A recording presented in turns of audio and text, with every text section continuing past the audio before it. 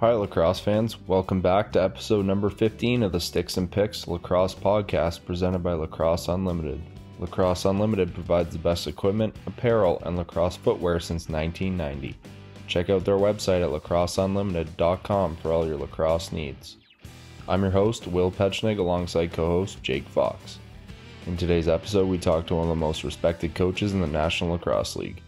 He talks about his playing career, how he got into coaching and his coaching career, his time with Les Bartley, and the privilege of working with Team Canada. He shares awesome stories throughout the entire episode.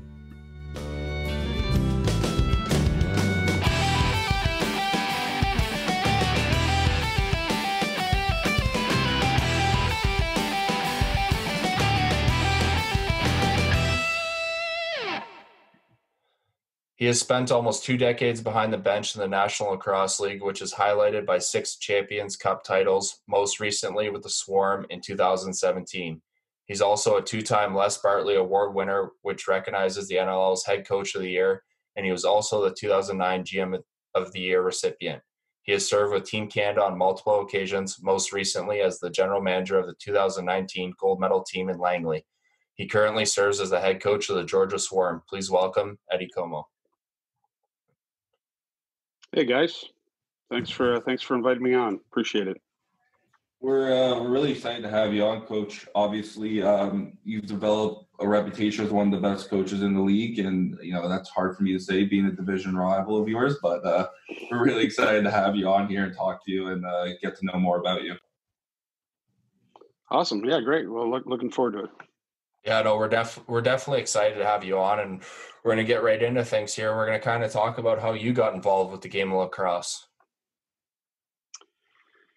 Yeah, it's one of those things. Like a lot of Kyle Matisse uses the line. He talks about first generation lacrosse people and second generation lacrosse people, and I was kind of a first generation person. My dad, who in Hamilton, there was a large employer, Westinghouse, and my dad worked at Westinghouse, and they had so many employees. They had someone in their company that started that kind of in their HR department that ran sports leagues for the employees' kids.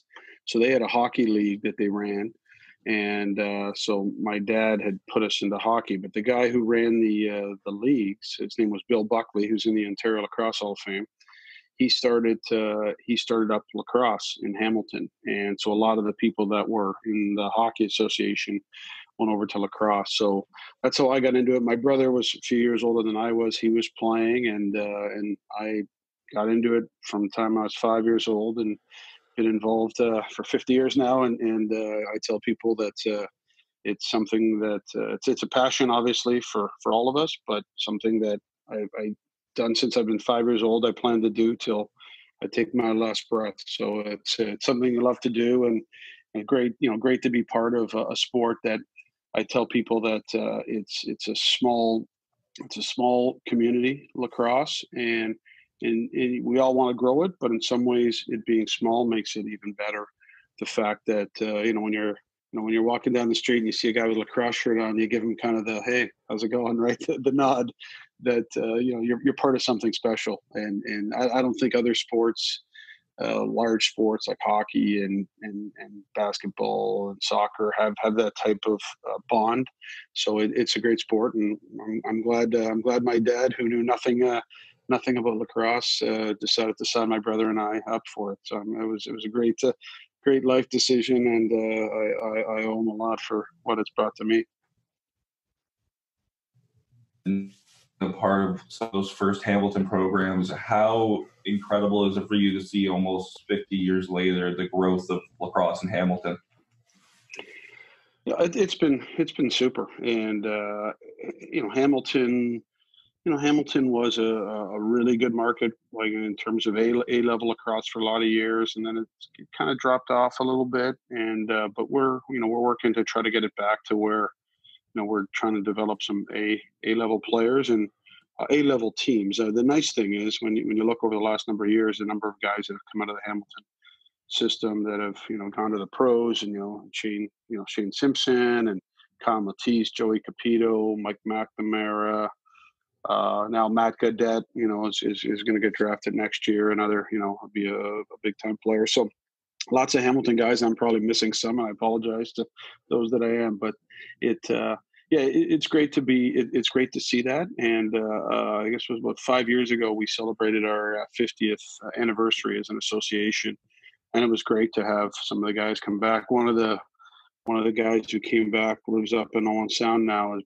Brian Jones, whose son is Adam Jones. So it's great to see him and a lot of guys that played with him, 45 years ago playing junior lacrosse. So pretty cool to see that legacy and that history, and to see so many people that have stayed in the game that have, and that, again, that just goes to show what a great game lacrosse is, that people are so passionate about it that they stay involved in it and they stay part of it for long periods of time. Speaking of junior lacrosse, your 5 years, you played 5 years of junior A. You played 1 season in Hamilton, 3 for the Bay Area team, and then 1 with Etobicoke. What was your junior experience like, and what are some of the memories you still hold from that today? Well, it was certainly, it is, memories is the right word for it. It's a long time ago. It's kind of, some of them are a little foggy. I probably think I was a little better than what I was. That's probably what a lot of us think, but it was great. It was to play a game at that level, and in junior lacrosse back then was, I mean, it's still great, but it was really, it was kind of almost the pinnacle. So many guys to get to junior, and there wasn't there wasn't all the other levels of lacrosse that there are now, and there wasn't the levels of senior lacrosse too. So for a lot of guys, junior was kind of it. You got the junior, and that was it. So it was a big deal, and there were a lot of players trying to vie for those spots. So making a junior A team was certainly an honor. And I think in terms of memories, great friends that you've met over the years, like Sean Ferris, who I've coached with for a lot of years. I met Sean through junior lacrosse, and it's a lifelong friend. For I was 40, almost 40 years ago. And we've been friends since. So it's the memories are great, and I think I look back, and I was fortunate to play with some really great players, but also played against some great players. Playing against Joe Nieuwendyk, played against Adam Oates, played against Gary Roberts. Some of the names that you kind of hear out there that you think, wow, these are great NHL guys. And Brian Bellows was another guy I played against growing up. Probably no one even knows who he is, but he stopped playing lacrosse, but played in the NHL for a lot of years. Played minor against him. So you look back and you say, wow, some of these guys that are unbelievable in other sports played lacrosse and were really passionate about it. Those guys didn't need to play lacrosse because they had other great things going on in their life, and they chose to play the game that we all love. So a lot of respect for those guys, and I'm very pleased and fortunate I got the opportunity to play against those guys.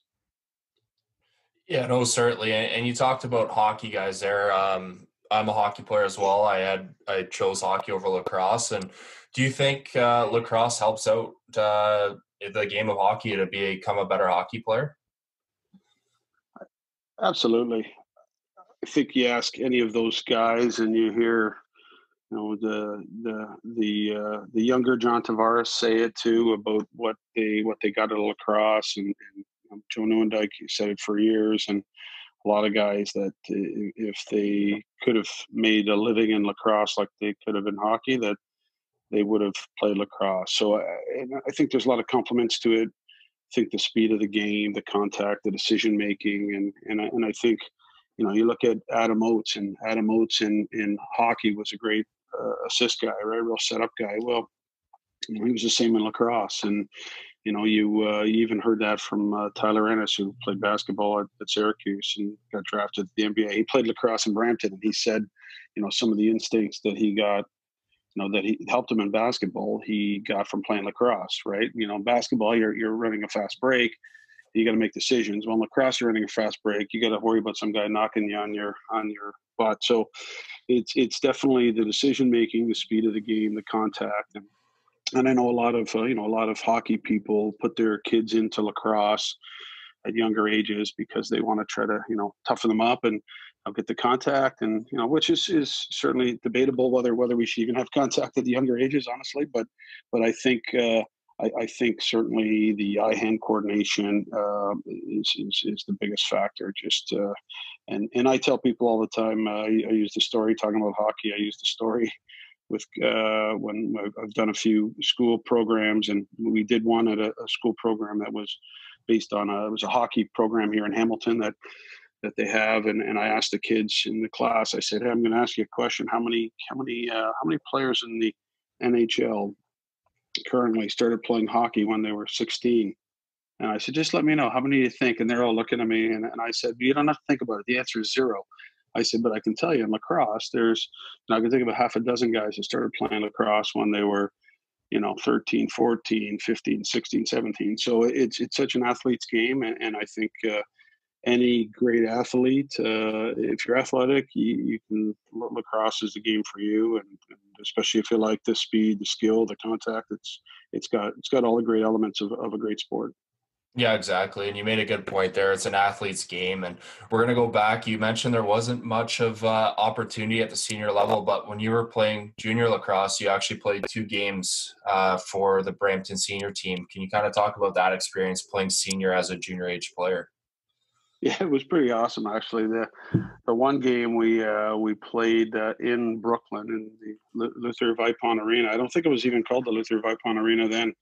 It was so many years ago, but got to play up with Brampton. And I remember one of the things I remember in that game was Tom Reggett, who was just a beast of a man, cross-checked me, and like I thought I was going to die. Like he was so strong, I'm like, I think I was like 18 at the time, and he hit me, and I was like, oh my God, this is what it feels like to get cross-checked by a man. And then the next year we got called up with Brampton again, and we played St. Catharines. So actually, I didn't even know them then, but it would have been Johnny Meridian and Les Bartley were on the St. Catharines team. So I played against those guys, which again, I didn't know those guys back then. But my best memory of that game was I got, we talked about great players. And I think if you look statistically wise, one of the greatest players, probably the greatest player to come out of Hamilton, was Phil Scarfone. Again, a guy that no one really knows about because he didn't play in this era.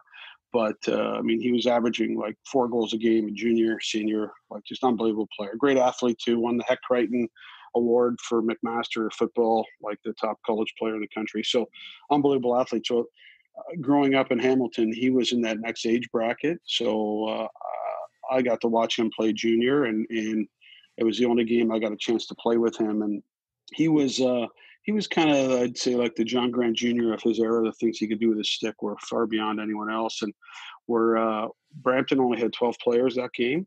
So, I kind of fashioned myself as a, offensive power play player. And and we were so short guys, I ended up going on the power play. And he says to me when we're on the bench, he said, "Be ready." I'm like, yeah, I'm kind of almost, a little bit, surprised. He's telling me to be ready. Of course I'm going to be ready. I'm a lacrosse player. So I go out, I'm on the crease, and the goalie for St. Catharines was Nick Milanetti, who was also a Hamilton guy. And Phil was a left-hander, and he started throwing his fakes, and his pocket was it was almost like a girl's pocket. But so when he threw fakes, like he had to sell them, and he's throwing fake after fake after fake, and he winds up to shoot the ball. And I look at the net, and the ball literally hits me in the stick. Now, I have like an open net. And by the time I realize it, I go to shoot. The goalie makes a save on it, and I go to the bench, and Phil says, "Told you to be ready." Right. So it was a great memory for me getting to play one game with Phil Scarfone and a legend in Hamilton. And but it certainly gave me an appreciation for how good the guys were at the senior level, and it also it opened my eyes to the fact that, hey, there's an opportunity once I finish junior that I can go try to play senior and continue doing something I love to do. Yeah, you obviously did. You played for Fergus forever. I think you played 7 or 8 years with them after junior, and you actually won 2 President's Cup, the Senior B Championship in 90 and 92. What were those experiences like winning those championships?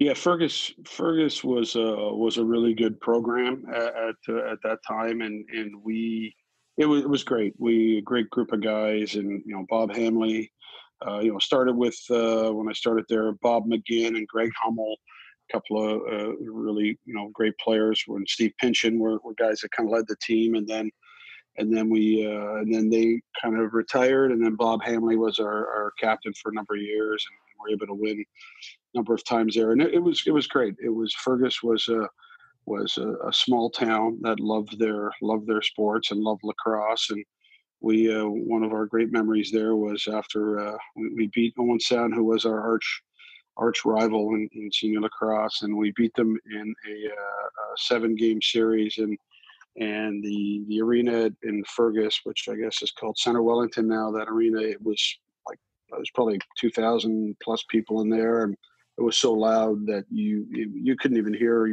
yourself on the bench talk, and it was a great experience, and again got to continue playing after junior, which was great, and I tell a lot of players who are at the verge of determining whether or not they want to continue to play. I always tell players, I said, there's coaches. I said, you ask any coach in the league, and they all wish they could still play. And I wish I could have played a few more years, but my conditioning probably didn't help me as the game started to get faster. And that, but you know what, it was a great opportunity. And again, every coach always misses playing. But Fergus was definitely a fun town to play in, and the community really took you in. And even when I'd go up there with the youth teams now to a tournament, I'd walk into the rink, and it would take about 30 seconds, and I would see a familiar face, and they'd come right up to you, hey Eddie, and it did feel kind of like home in Fergus for sure. Yeah, no, certainly. And when you win, you keep those memories forever, and it's certainly awesome, and it's a great feeling that'll last again forever. So you kind of touched on this next part. We're going to do our this or that segment, and so basically Jake's going to give you two options. You got to pick one. You can explain why, or you don't have to, and I think you kind of already answered the first one, but we'll do it anyways. All right, so coaching or playing? Playing. As I said, I tell people you have a limited amount of time you can play. You can coach for 40 years, and it's hard to play unless you're the original John Tavares. It's hard to play for 40 years, so it's you definitely playing is great, and we all miss it. Although I will qualify this: when I stand on the bench during an NLL game and I watch the game, I often catch myself thinking, did I actually play this game? It looks so fast, so physical. Like I just look at it, my God, did I actually play this? Like it's the guys are so good now. It's an honor to be part of it. Toronto or Rochester? I'll probably get beat up for this, but I'll say Toronto, just from the excitement of being in an organization when we went there, and just to see it grow, and the success we had, and really the framework, I think, for my success, and I think you could ask a number of coaches in the league, Glenn Clark, Derek Keenan, Dan Ladouceur. A lot of us the basis of our success came from the experience we had in Toronto with Les, and with a great group of guys we had, with Jimmy Veltman being our captain. It gave us a great taste. So, as much as I won my first head coaching championship with Rochester, Toronto, the longevity there, and just the excitement, and being from down the road in Hamilton, going down to Toronto and spending weekends in Toronto, it was great experience. Tim Hortons or Starbucks? Is there option number 3? I'm not a coffee drinker, so I'm gonna say, I don't know, A&W, or I don't know. Yeah, I'm not. I don't drink coffee, so my wife likes Tim Hortons, so I'm a loyal. Tim Hortons started in Hamilton with Ron Joyce, a Hamilton police officer, so I would be loyal to, if I was a coffee drinker, I'd be loyal to Tim Hortons. Hamilton people are very loyal. That's the one thing we know about people from the Hammer. All right, then we'll switch it. McDonald's or Burger King? I would say Mickey D's would be my go-to. We don't have a lot of Burger Kings here, and I would say McDonald's would be my choice. All right. Are you more of a beer drinker or a liquor drinker? As you can probably tell by the size of my face, probably more of a beer drinker. I'm not. I'm not. I would say I'm kind of the epitome of a social drinker. I'm not. I'm not a guy who cuts the lawn and says, "Oh, wow, I'm gonna have a cold beer." I drink very socially. So on lacrosse weekends, we'll have a couple, drinks after a game, and so that's pretty much it. So I find the beer just you don't the liquor stuff gets you can get you a little bit stupid. So the beer, by the time you drink enough to get you stupid, you're tired and full, and you just want to lie down. So that's been my choice. New York or Orlando? Oh, tough. New York was awesome to be. Not many people get an opportunity to get to Madison Square Gardens. To say that I was there for a number of games and walking around in the tunnels, it was a great experience. We went to the championship game that first year, and I'm still it's the one championship that I've lost that I'm still bitter about it to this day. And I've told some other coaches in the league that have lost championships. I said, like, yeah, people say you'll get over it, you don't. So it was a great group of guys in New York, and we moved to Orlando the next year. It was great in Orlando. It was just disappointing we couldn't continue down there. It wasn't such a bad thing in the middle of winter to get on a plane and fly to Orlando every weekend. So we kind of enjoyed that. And but New York was awesome, and it was so easy to bring the family down for a lot of weekends, and touring around Central Park and doing some really cool things. So, but really the group of guys we had, like Patty Merrill, Casey Powell, Matt Vince, all those guys, Ryan Boyle, just exceptional group of guys, and loved working with those guys. And after our team, after the team kind of folded, I used the movie catchphrase, and then I sent an email to all the guys thanking them, and I said, just hey, remember the Titans, because it was truly a great experience, and we still all keep in touch. So great group of guys. What's a more stressful position, being the coach or the general manager of Team Canada? Being the general manager is I found it much more stressful, just because your work is done quite often before you get to the tournament. So it's really stressful leading up to the tournament, getting everything organized and working, through all the logistics of it. But when the games start, you being a general manager, you just have a feeling of helplessness. And when you're a coach, you're on the bench, and there's also a feeling of helplessness there. But you feel like you're actually in the trenches with the guys, and you're making decisions. You're having dialogue. When you're up in the press box watching, it's a little more difficult.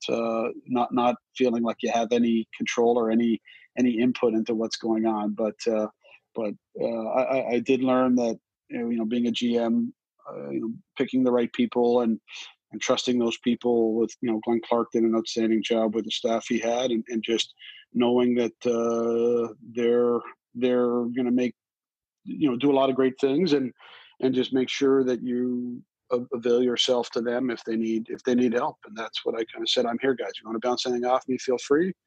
If not, you've got the trust of the organization to make those decisions. So they were great, but definitely stressful watching. And yeah, it was different for me. So it was a little harder at first, but it was good experience for sure.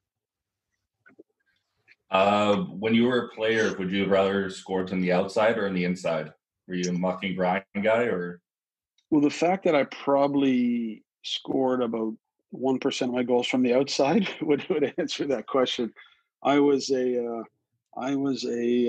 hugged the crease a lot of quick stick goals, a lot of crease goals, cut in the middle. And I was much more of an inside guy, off ball picks, not so much the pick and roll game, just off ball picks. And I scored, I scored a lot of power play goals when I played too. We had our coach in Hamilton, Phil Morgan, had some great, very creative, and had some great plays. And I remember playing against Peterborough, and they were winning Minto Cups then, and Peterborough and Whitby, and I remember getting to know some of the Peterborough guys after, and they basically said, yeah, we always knew we were going to beat you guys. We just had a hard time stopping your power play, and so yeah, we had some great success there. So yeah, I definitely, I wasn't much of an outside shooter. I'm probably a better outside shooter in practice and shoot arounds now than I was when I played. That's for sure.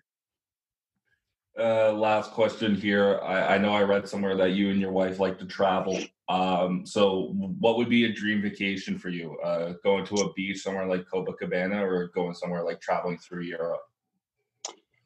Well, I think my wife's a big beach person, and we did our dream vacation 2 years ago in 2018. We went to Hawaii for 3 weeks, and it was spectacular. We did a whole bunch of islands, and I mean the backstory to that was when we first started dating, I was planning to go to Australia for the World Championships in 2002. I wasn't even on the staff at that point, but I was taking a leave of absence from work. I was gonna go for kind of 3 months, and I figured, hey, I wasn't married. I'll travel. I'll do whatever and have some fun and enjoy.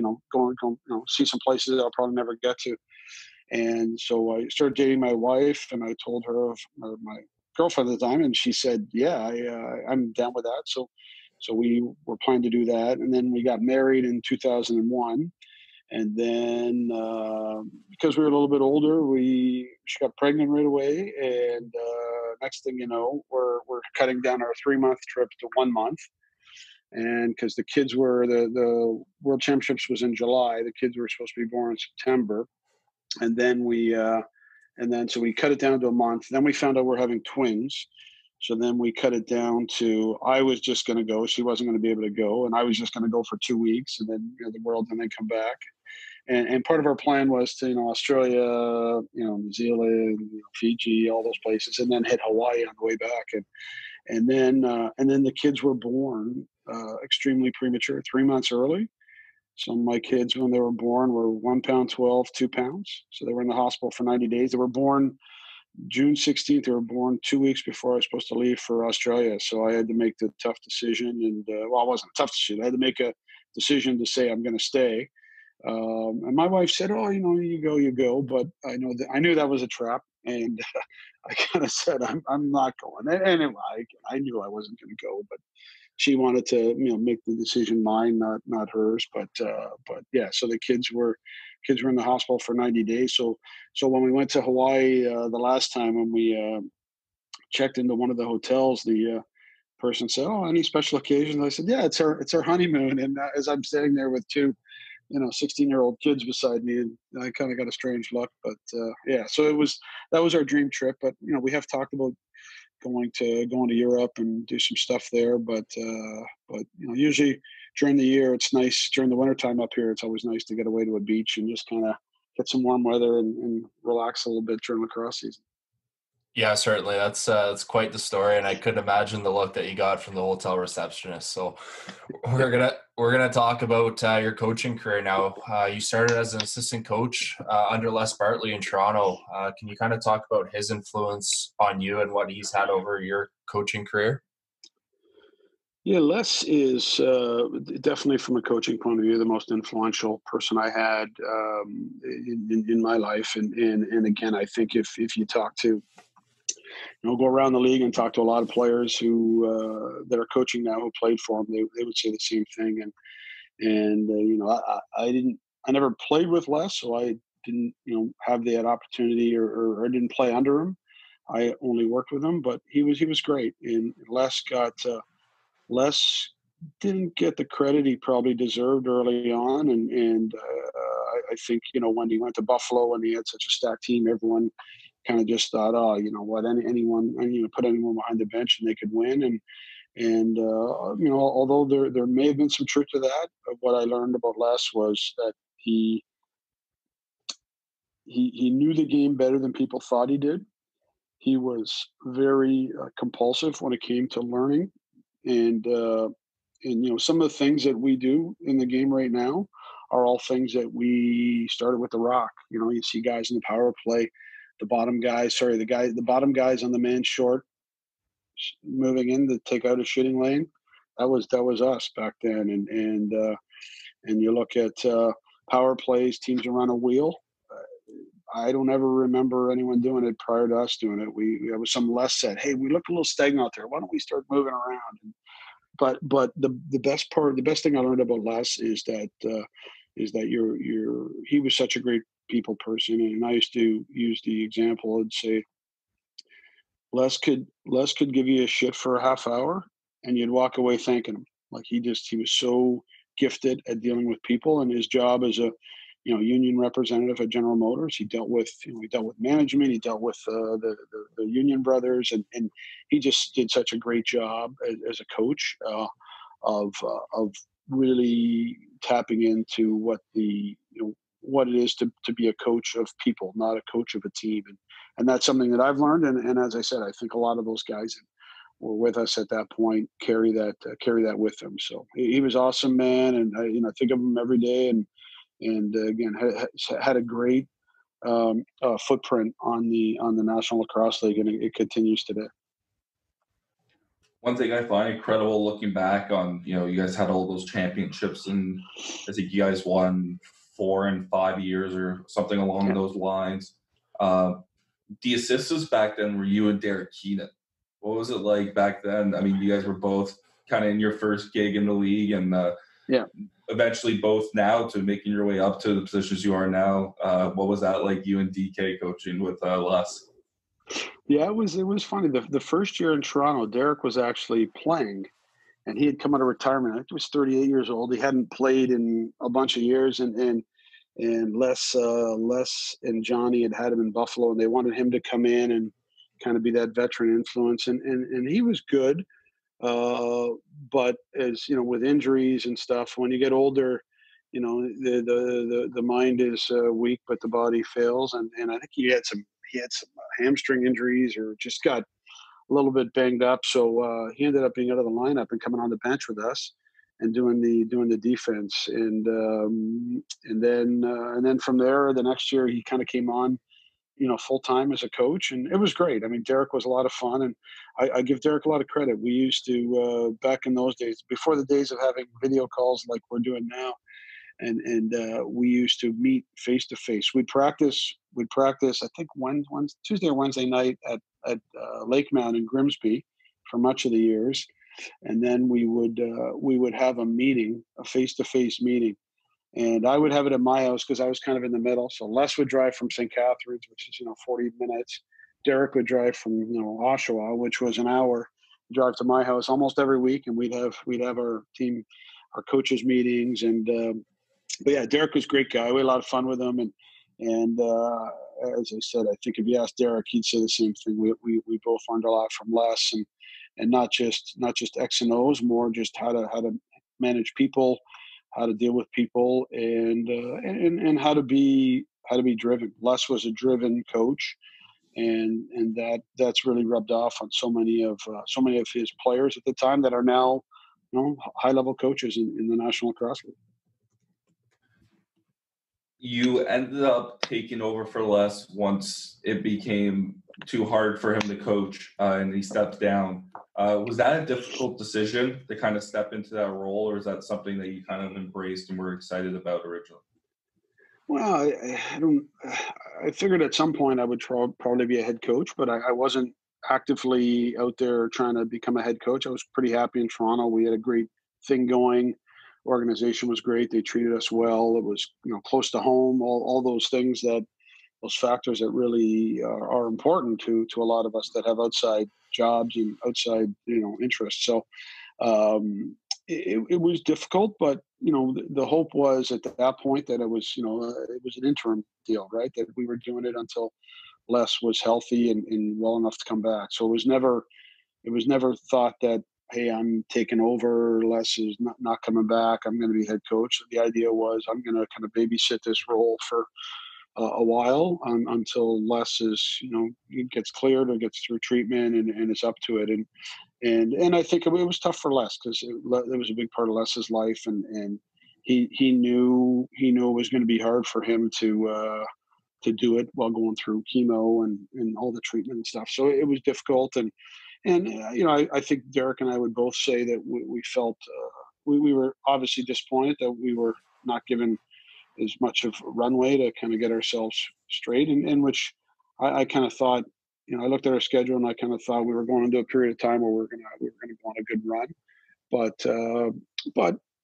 it was, we did. I think we both felt we kind of let Les down a little bit too, because it was kind of his team, and then we kind of put the organization in a position that they felt they needed to make those changes. But as we always say, things happen for a reason, and the opportunities presented to myself and Derek, and I think we've kind of made the most of those. And being part of that group was so instrumental in all of our coaching careers and all of our lives too. I still friends with Derek, and still keep in touch with a number of guys from that team. So it was a great experience, and disappointing to not get to see it through, to see kind of what could have happened for some more time there. But other doors opened, and you go through them and see where they take you. Yeah, certainly. You said things happen for a reason. Before we started this podcast, you actually talked about your transition to Rochester, and I thought it was pretty cool. And you said 10 minutes after being released by Toronto, Paul Day had called you to join Rochester. Yeah, it was kind of funny. I was I had heard the news. I'll never forget. It was in the house that we first owned, and I'm sitting on the couch watching TV, and our kids were young then, so we were crawling around, and twin boys that were, I guess, would have been what, two or three at the time or something. And anyway, I had got a call 5:00. Les actually called me to tell me. He said, "Eddie, they're going to fire you guys." And I'm like, okay, whatever, right? I was like, I felt bad for Les, because, like I said, I thought we kind of let Les down, but we, it was tough decisions, and the organization makes decisions, and you kind of abide by them. But so I knew at 5:00, and my wife was really upset about it, and I was like, it is what it is, and the old hired to be fired deal, and we. And then I'm like sitting there watching TV, and I don't know if I had like Sportsnet on or TSN or the Score, one of those, and there's on the ticker my name saying I was fired, and I was like, wow, that's actually pretty exciting. I made a sports ticker, and my name's on there, so I kind of thought that was pretty funny. And then when the news broke, Rochester was practicing that night, and Paul Day found a way to get my phone number, and he called me up, and they didn't have I don't think they had an offensive coach at that point. And although Junior was doing it, because Junior was out that year, he got hurt, and I think that was his first ACL that he had, so he was out. So he was kind of doing it. So he always jokes that when I came to Rochester, I took his job, which was not scoring goals, was drawing up plays. So Paul Day called me, and basically, said, this is bull. I can't believe they did that. You guys went to all these championships, whatever. And then he said, why don't you come work for us? And I thought he was kidding. I started laughing. I said, yeah, sure. And he said, no, I'm fucking serious. He said, I want you to come work with us. So I had to kind of sort some stuff out with Toronto and contract stuff. And then Paul and I met. It was by the way, it was at a Starbucks. It wasn't at a Tim Hortons. But he was a Starbucks guy, so we met at a Starbucks in St. Catharines and kind of talked it through, and then ended up starting in Rochester. And then my opening line, and I remember the guys laughed about it, is he introduced me to the team at one of their practices, and they used to practice in Sportsplex in Tonawanda, which doesn't exist anymore. So we would drive down from we'd have guys driving from Peterborough all over down to just the other side of Niagara Falls, New York, and I said, hey guys, I'm excited to be part of the Nighthawks. I've respected the organization, and I said, by the way, if any of your family members are interested in XXL Toronto Rock stuff, I got lots of it. So that was my opening statement to the Nighthawk organization. So it was great organization. Had a lot of fun there, and met a lot of great people as well. Obviously, later on, Paulie went on to Edmonton to take over there, and you were promoted to the head coaching position.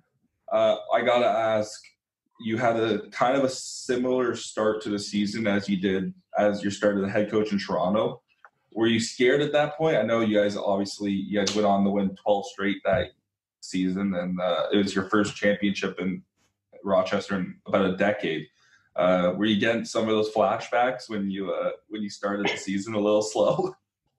No, the one thing in Rochester, Jody Gage was GM, and Jody was a hockey guy, and he as much he was a hockey guy, he understood sports, and he understood, you go on winning streaks, you go on losing streaks, and Steve Donner was the owner, and they were very loyal people, and they were loyal to people, and people were loyal to them. So when I was assistant coach with Paul, we went on a 4-game losing streak, and we called it the two of the weekends were the first weekend was a weekend we played in Arizona. First I think we played in Anaheim on a Friday night. We lost to them, which I don't think they had won yet. That might have been Derek might have been coaching there then. I think they beat us, and then the next year or the next night we go to Arizona. We lose to them. And Arizona was a good team, but they weren't as good as what they kind of became. And so we it was the NLL charity tour. Right? We go out west, we drop 2 games, then we come back the next weekend, and we're physically beat up pretty bad from the travel. And then we played. I think we played in either Toronto or Buffalo on a Friday night. We lost, and we played at home to Colorado, and they destroyed us in Rochester. So we lost 4 in a row. And we were, and that's what Paul said. I can ask Paul, are you nervous? He goes, no, I'm not nervous. He said they understand, and so they were good. So I wasn't too worried when we kind of started the season off a little slow, but I always say it's more important in sports how you finish than how you start, and that's pretty much in every sport, and certainly in lacrosse. And we finished strong, which was awesome to be part of that. Obviously, you won a few titles in Toronto, but this was your first title as a head coach. What did that mean to you personally to get that kind of monkey off your back and be able to bring a title to a program like Rochester? It was great, and we had a great group of players, very talented, and I think at that point we had set the record for the most goals, the highest scoring offense, and John Grant, obviously. I mean, there's a lot said about John Grant, and he was unbelievable. But we had a great supporting cast. We had both Scotty and Shawnee Evans, and we had Sean Williams, and we had Stephen Hoare. We had Kenny Millen, who had a career season that year. We had Brian Croswell out the front door. Micah Kersey. I forget Mike. And we were so good that year. But it was Junior was obviously the MVP of the league, the best player, but Junior did a great job of getting everyone else involved, and we had so many other secondary scorers that we were hard to defend, and we put up 18, 19, 20 goals a number of nights that season. And it was great to get a win as a head coach. And when you're an assistant coach, you obviously feel like you're part of it, but you're maybe not leading you're steering the ship, and when you're steering the ship and you win, it's certainly a great feeling. And with Rochester, that group there, and not having won in a while, it was great to be part of that. And I think too, any coach who says they don't feel a little bit of pride about winning is probably lying. And there was great pride, the fact that, hey, I was, as a head coach, I was able to help direct the team to win. So it was super, and again, great memories. And the kind of greatest memory of that is that we ended up we had the best record in the league. We finished first overall. We did all those things, and we ended up playing the 1-game championship in Arizona because the circus was booked in Rochester, and they couldn't bump the circus out of town. So we ended up playing as the number 1 seed. We ended up playing on the road in Arizona. So that was a little bit even sweeter for us to win it on the road in Arizona. Yeah, no, that's certainly awesome. Again, winning is something truly special, and you hold it close to your heart. We're going to talk about your next kind of stint with New York, and then moving to Orlando as a head coach and GM. You were the 2009 GM of the year. Can you kind of talk about your role as the head coach and the GM of those teams and your experience there? Yeah, it was great. As I said earlier, great group of guys, and I went into a team that was really on the upswing. In 2008, we'd won in 2007 in Rochester. 2008, we ended up not making the playoffs, which I think we were the only team. Brian Shanahan reminded me a couple of years ago that that was the only team that ever won a championship and didn't make the playoffs the next year. But what people don't know is that I think we finished the season 8-8, and we were playing in New York the last game of the season. And if we had won that game, we would have made the playoffs. And I still believe that we had made the playoffs, we would have won the championship because we were a good team. But we had a lot of dysfunction going on that year and stuff happening. But I remember playing New York thinking, man, these guys are really good.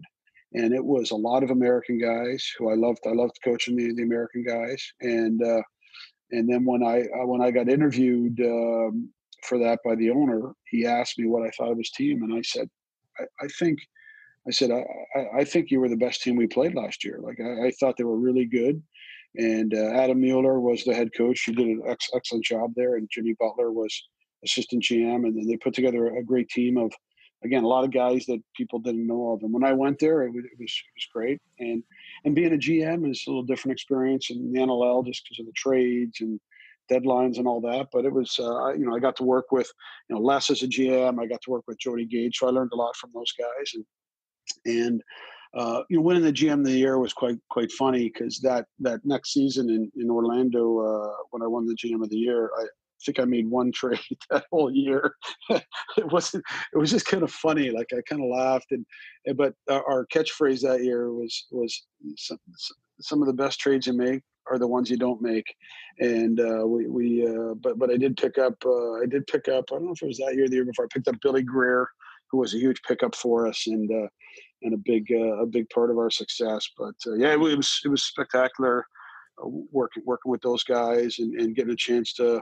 I brought pretty much my staff from Rochester with me, John Monroe, who was excellent coach, and Sean Ferris, and then in Orlando, and Blaine Harrison was in New York there, so he worked with us, and I knew Blaine from senior lacrosse. And then the next year we went to Orlando, and we Paul Day came on the staff as well. So we had a great staff, and we all had a lot of fun, and great memories there. Still disappointed, as I said earlier, about not winning the championship, and it was right there against Calgary, and I feel privileged that I got a chance to coach, Casey Powell, and he was a superstar. And I said to people at the time, being involved with Casey Powell, I said it was like traveling with a rock star. I'd coached Colin Doyle, I'd coached John Grant, and when you coach Casey Powell, when you would go to the arenas, kids they would mob him. It was crazy. And when we'd go out for autographs after, funny story, we'd go for autographs after, and I remember Casey wouldn't go out. And I said to Jimmy Butler, I said, Jimmy, what's with Casey? Like, does he want to sign autographs? He goes, no. He said, he can't go out there. He said, because when he goes out on the floor, all the kids will leave all the other tables and they will come and mob him. And he doesn't want to do that to the other players, right? So he would come out after the kids had got all the autographs, and it was truly a mob show. Like it was like a rock star. That's what I said. It was like I said, I know what it's like to travel with a rock star when I got to coach Casey, for sure. Yeah, no, certainly, and he is a great player, and he's one of the best players to ever play. We're going to get into our word association game here. So basically, Jake's going to give you a word, and you got to think of someone that first comes to mind in the lacrosse world for you, and you can explain why, or you don't have to. It's completely up to you. All right, the first word is goal scorer. John Grant. I think he was such a gifted goal scorer. I think people overlook how good he was as a playmaker as well, but certainly he did things that others just couldn't do, and he did it for fun. It was amazing to watch him. You mentioned it, but next word's playmaker.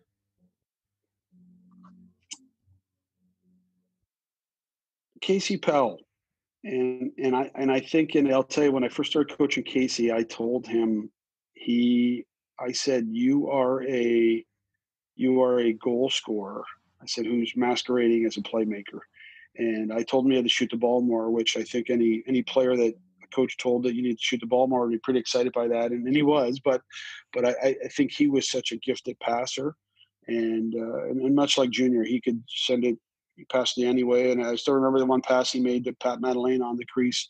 He threw. He was getting checked hard. He threw a between the legs bounce pass right into Pat Madeleine stick on the crease, and I was like, wow, that's pretty impressive. So great playmaker, and and a great goal scorer too, by the way. Next word's tough. Reggie Thorpe. Reggie was when I coached Reggie. I'm not even sure if he barely wore any pads. I think they made him wear like a kidney pad, like a back pad, but he wore nothing on his arms. He was tough, and he played tough. And the great thing about Reggie was tough all the time. Like, you asked John Grant how Reggie practiced. Reggie practiced like he played. He would chop Junior, and Junior would get so mad, and he would, cross-check guys hard. And Reggie was a tough player, and did he cross the line sometimes? I'm sure he did, but I think a lot of the guys that the tough players in the league kind of did that. But he certainly was the definition of that for me, and helped us win a championship in Rochester that year. Detail oriented. I would say, I think Glenn Clark is the guy that comes to mind. Clarkie is, as a player, he was always very cerebral.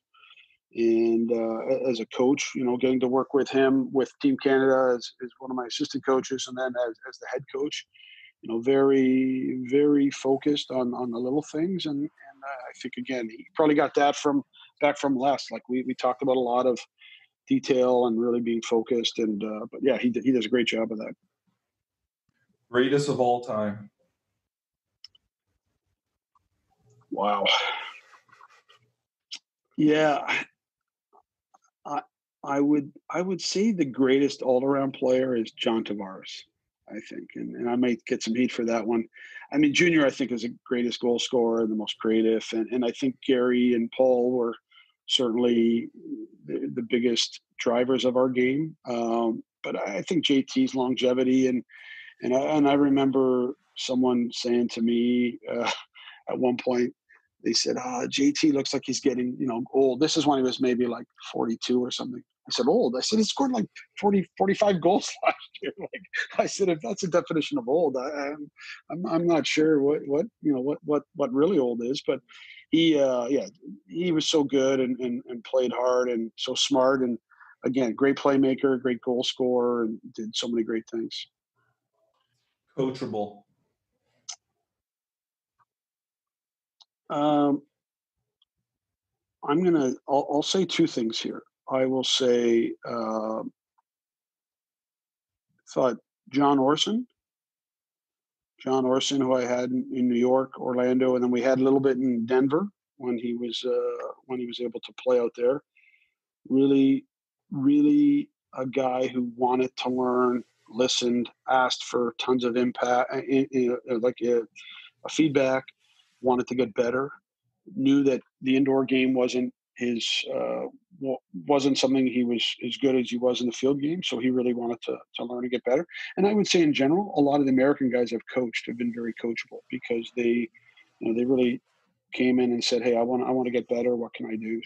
But Ors was unbelievable. And I think Ors was, probably doesn't get mentioned as much as he should, as probably one of the top U.S. The defenders that have played in our game, and kind of had some injury issues over a few years, but unbelievable player and great guy, and a guy who's coaching now, and I think he took that coachability and he turned it into a career for himself.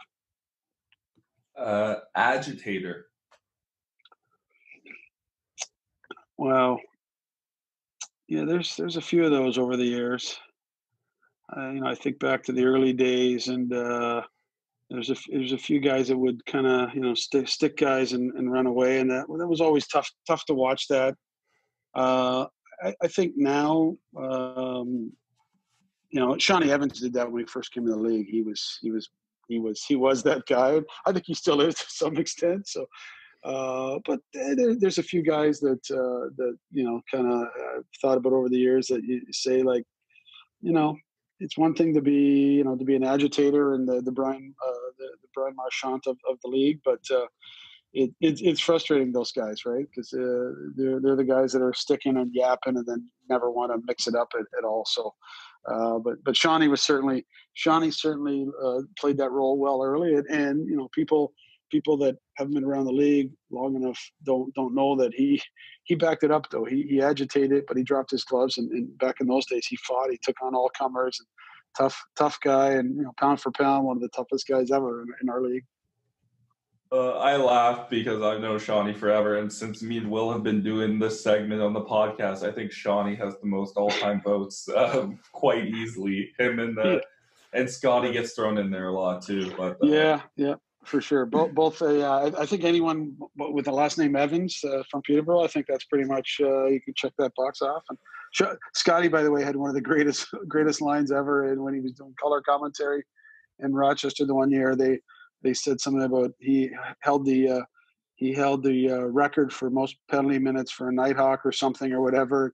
They said 240 minutes, and he said, I didn't deserve any of them. And I thought that was a great Scotty line. That was an excellent line.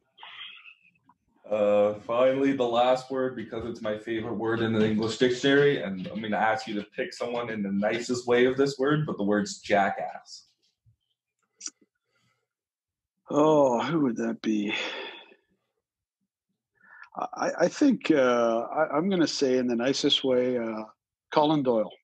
And Collins, I mean, obviously was a great player, but Colin was he was a wise guy. And especially, I mean, he'd be the first to say in the early days of Les, like he really pushed Les and he pushed the boundaries a lot. And I think that was, he was young and that was kind of his way to assert his creativity and his individuality. But he was, I think he'd say he kind of acted like a jackass early on, but it's funny to watch a lot of those guys that we coached back in those days, Sean Williams, Kenny Millen, and Colin Doyle, and so many of the other guys, young guys that were still in university, and then watching them as they evolved to finishing school, getting careers, getting married, having kids. It's pretty cool to have the longevity in sport to see those people, and I'm sure not in the not too distant future I'll be coaching kids of guys that I coach. So I kind of looking forward to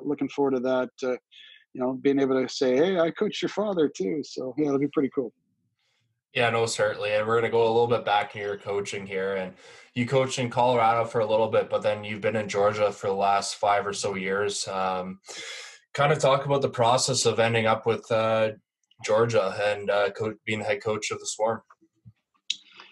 Yeah, in Colorado, I was an assistant coach to Bob Hamley for, I think we were there three and a half years. And then the team wasn't going great, and Steve Govett felt like he had to make a change. And the way it kind of worked out that we all got let go. So I was out of coaching for that half a season, and then I was actually out of coaching for that whole next year, which was difficult because I'd been at it for so long. I mean, the great thing about not coaching that season was I got to watch a lot of lacrosse. When you're playing, when you're coaching, you're traveling, you have your game, you're really focusing on your team. But that season, I watched almost every NLL game that was on that year. So I watched a lot of lacrosse and learned a lot, and talked to a lot of people. And then at the end of that season, I kind of made myself I made myself a kind of a personal pact that I wasn't going to go and call people up. I wasn't going to go call people up and say, hey, your team's not doing well. Are you looking for a coach? I said, I don't like when people do that to others, and I didn't want to. I didn't like it when it was done to me, and I know it was done to me a number of times. I didn't want to do it to others, so I basically sat there, watched the games, and learned and made lots of notes. And then that season, when Minnesota finished that season, they let go of their coaching staff, and then I was put in touch with John Arlotta and met with John. We spoke on the phone a few times. We went and had a face-to-face. We spent 4 hours talking about his vision for the team, which was pretty interesting, hearing how as a team that hadn't had great success, how he envisioned the success, and it really came to fruition. So it was a really good fit. working with John. I liked what John stood for. I liked what they were trying to do, and certainly moving to Georgia, a little warmer weather than Minnesota, wasn't such a bad thing either. So I was I ended up being down there, and so it was a good process. Missing a year of coaching was tough, but I think, as I said earlier, some things happen for a reason, and being able to spend that time learning and watching was really beneficial to me. No, for sure. And I remember, I think I was in junior, and then seeing how every year Mr. Arlotta had basically set up. So Georgia had like 3 or 4 first-round picks. Yeah. And you developed your team through the draft, and getting guys like Lyle, like Miles, and ended up making it to and winning the championship in 2017. How was that? 'Cause that was basically, in a way, you and John formulating the team into what you saw through the draft, and be able to create a team that you wanted, and then taking them to the championship. Yeah, I think I would defer the credit to John there. John had a vision, and I think a lot of general managers in the league think this year, next year, and John thinks 4 or 5 years ahead, and his success as a CEO of a number of companies, large companies in the U.S., that type of vision and planning really helps him being a general manager, and he's loaded up on draft picks to put himself in a position to say, hey, we're gonna really build our team. And I think now you look at teams, and back in those days, teams threw around first round draft picks like they didn't really think too much about it. But I think since John has done what he's done with the Swarm, that people sit on their picks a lot tighter now. No one's really willing to make those trades. You trade a guy and give up 2 first round picks, and he did a great job building the team. And I think part of it, I think. I give a lot of credit to the players. We had really great leadership group with Jordan McIntosh, who's an outstanding captain, and Shane Jackson, Jason Noble. Those guys were great leaders. But also having getting Mike Poulin eventually there was great for us, and brought some success with him, but also brought the hunger because he hadn't won. And I think Jordan Hall is another guy that was just again, phenomenal leader, and we went out and got him again this year because of the.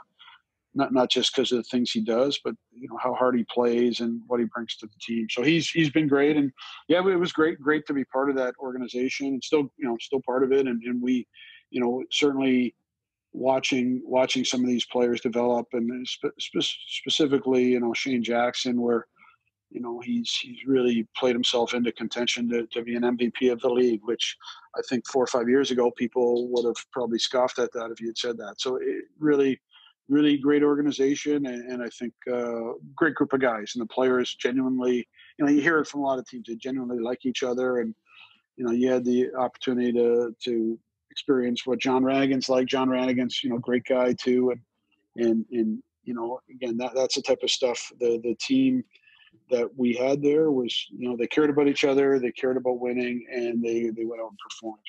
So, great to be part of that. Yeah, no, certainly. And winning again is truly special. So we're going to talk a little bit about your Team Canada here. I'm just going to ask you, you've been part of the team in a way, whether it was assistant coach, head coach, or general manager since 2002. All I'm going to ask you about representing Team Canada, I'm going to ask you what your favorite memory was from that. Wow, that's pretty loaded. I mean, on the field side, I would say winning in 2006. Being on the coaching staff, getting to work with Dave Huntley, another guy that I miss greatly and respected a lot and learned a lot from him. Working with him and Frank Nielsen and Randy Mearns, Jeff Gumbar, like great staff. But just to do something that no Canadian team had done in 28 years was pretty special to be part of that, and to do it on Canadian soil in front of a big Canadian crowd down in London. So that was a great experience on the field side. And I think on the box side, I would say in Prague, winning the championship in Prague was my first with Team Canada as a head coach. And once again, great experience to be in Prague and see a beautiful part of the world, and working with some players that Josh Sanderson was a guy I'd never got a chance to work with. So getting a chance to work with Josh was a great experience, great memory of that. And it was a great team and really, and a great coaching staff. Really enjoyed working with those guys. So I'd say those would be my two biggest ones in the boxing fields. Yeah, no, that's awesome. And representing your country is always truly special. So we're going to get into our story time here. We reached out to Dan Ladouceur.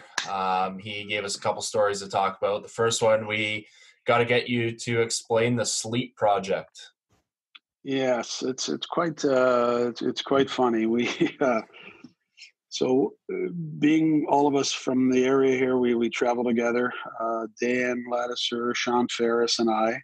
And I am a notoriously bad sleeper, and I can't sleep on planes. And Laddie sometimes, can get to sleep on a plane, but Sean Ferris is by far, we call him a professional. We say, you're a professional. He is a professional sleeper. And I think, the backstory to that is, I think he's one of those guys who sleeps like 3 hours at a time, gets up, does some stuff, and sleeps again. So whenever we get together, he is like, we get on a plane, and we always joke, you get on the plane, and, he usually sits on the aisle beside me, and, I get on the plane, I, get all situated, I go put my seatbelt on, I look over, and he's already out. Like, I kid you not, out before we even fully board the plane usually. And at the lounge, when we meet at the lounge, he's asleep there. He sleeps in the car. So we started joking about it. We said, well, let's take pictures every time he falls asleep. So we called it the Sleep Project. So he would fall asleep, and we had rules for it. We said, okay, we gotta, it's too easy just to get him sleeping on his own. We have to get other people in it, either people that, strangers, when he falls asleep on a plane, we take a picture so we see a stranger, or we would get players in it. So if he'd fall asleep on the bus, we'd call up 3 or 4 players, and they would all be behind him. They would thumbs up, and we would take a picture of him. So we did all that. And then at the end of the year, Laddie took it to Costco and did like a collage. And so the Sleep Project. So, yeah, so that's what we just say. We say, Sean Ferris, he's a professional. He's a professional sleeper. He sleeps like it's his job. He's so good at it. And I say it in all seriousness. I'm envious. I wish I could sleep on planes and buses the way he did. But so yeah, that was our Sleep Project. It was a lot of fun. We had a lot of laughs, and we got all the guys involved in it, and we presented it to Sean at the next year with the photo. It was pretty cool. That's awesome. And then the last story we have here is the sailing board in the Georgia Swarm office. Yeah, we kind of just evolved into that. We have John's done a great job in Georgia. Like we have our dressing room, by the way, is like, it's just for us. It's not used by anyone else, but it's phenomenal. And we have like a nutrition room. We have our dressing room. We have a treatment room, and we have our coaches room. So our coaches room, pretty nice. They've decorated it up pretty good. But we had a whiteboard in there that we used we use for stuff at halftime, and if we have individual meetings with the guys, we use it. But we started writing. We started just saying, when you travel every weekend, you just kind of goofy things kind of come up and goofy sayings. So we just started saying, hey, like, we got to start capturing these. So each year we would write, things that would come up, and goofy things would come up on the board, and we would or come up during the season, and we would say, we got to make sure we put that on the board. So we would have all these different sayings, and yes, through the course of the year we had some good ones, and some inside jokes that were kind of funny, but also some that were kind of just team things that happened as well. So we had a lot of laughs, and that became kind of our saying too. Something would happen, and we'd say, that's got to go on the board. That became our saying. So we would laugh about that all year long, and we've continued to do it the last couple of years. It hasn't been quite as good as it was the first year, but we still, we say that's board worthy. That is, we're going to put that to the board. That's awesome. And then I reached out to Matt Firth as well, who I know very well from Hamilton Minor, and he said something about pennies with your dad and how he used to be a rich young kid because he used to learn how to hit the net and be such a good goal scorer. So I thought that was pretty cool, and good Hamilton connection there. And I think you're going to have to look at his son one day for a future Swarm draft pick.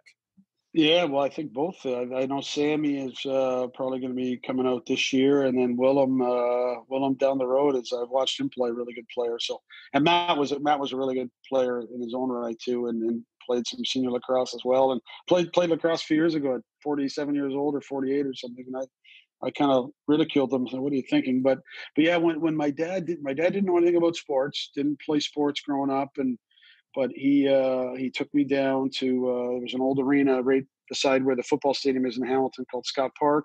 We used to go down there. There was a school in the arena, and on the way down, we'd buy some gum, and he'd bring pennies down, and he would just put pennies on the wall, and we would shoot at the pennies. And when we first started, he'd say every time you hit a penny, you get to keep it, right? So that was kind of the thing. So I'd make, whatever, 10 cents and back in those days, 10, 15 cents would get you, believe it or not, a bag of chips or a pop or something.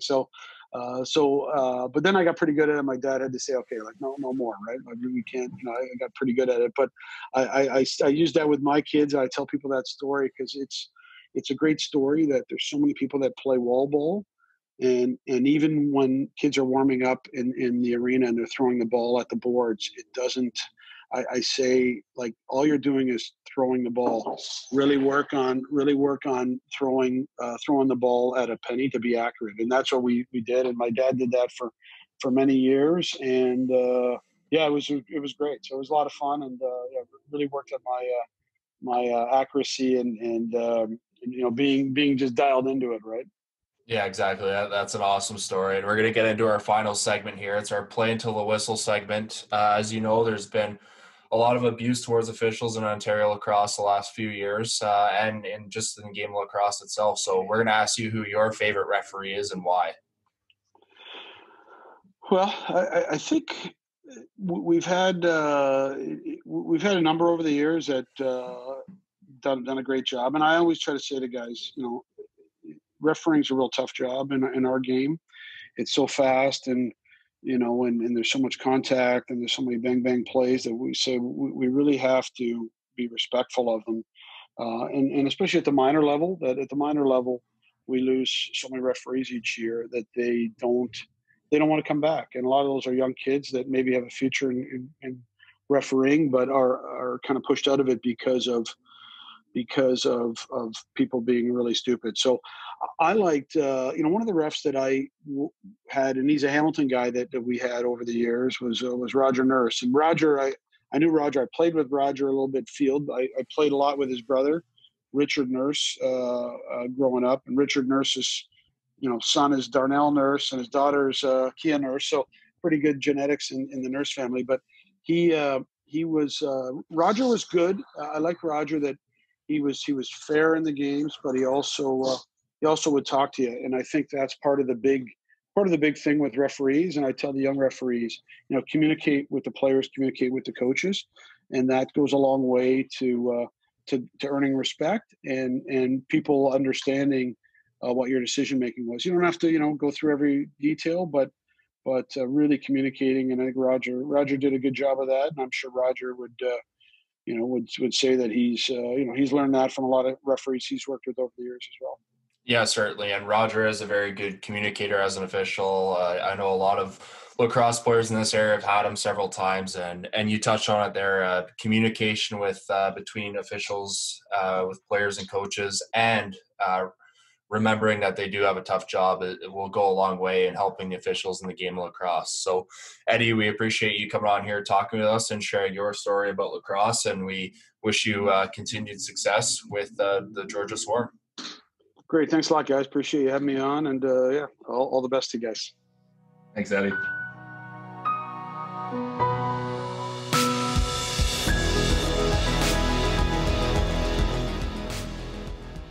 Thanks for listening to another episode of the Sticks and Picks Lacrosse Podcast presented by Lacrosse Unlimited. A reminder that you can find all your lacrosse needs at lacrosseunlimited.com. A special thank you to Lacrosse Unlimited and Play True Lacrosse for their sponsorship. You can find the new True Vector lacrosse head on Lacrosse Unlimited's website. Don't forget that you can follow us on social media on Twitter and Instagram at SticksPicksLax and on Facebook at Sticks and Picks Lacrosse. There you will find more lacrosse content and contest giveaways. All episodes are available on Apple Podcasts, Spotify, SoundCloud, and YouTube under Sticks and Picks Lacrosse.